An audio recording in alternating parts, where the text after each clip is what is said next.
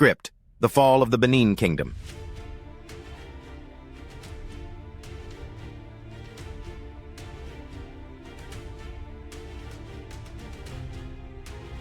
Once, in the heart of West Africa, stood a kingdom that defied the ordinary, the Benin Kingdom.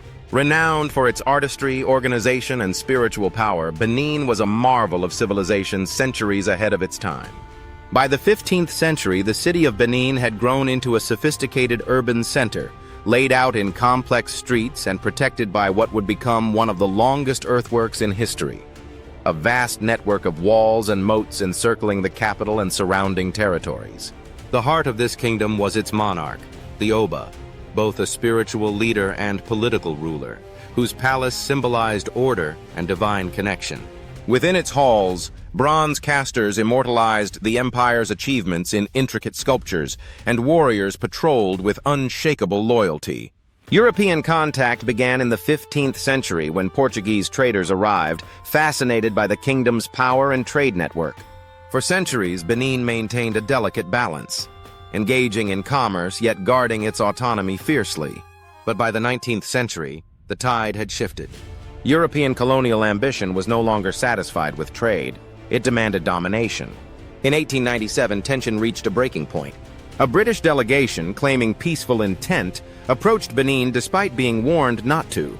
It was ambushed, a decision made not by the Oba himself, but by palace chiefs acting out of fear of foreign betrayal. The British Empire responded with force.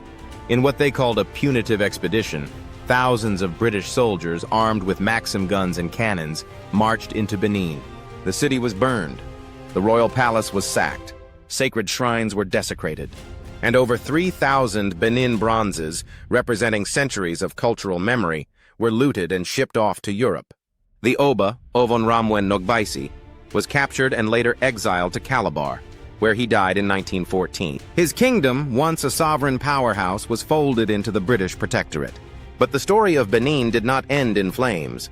The bronzes, scattered across museums from London to Berlin, have become symbols of resistance and of the global conversation on repatriation and colonial justice.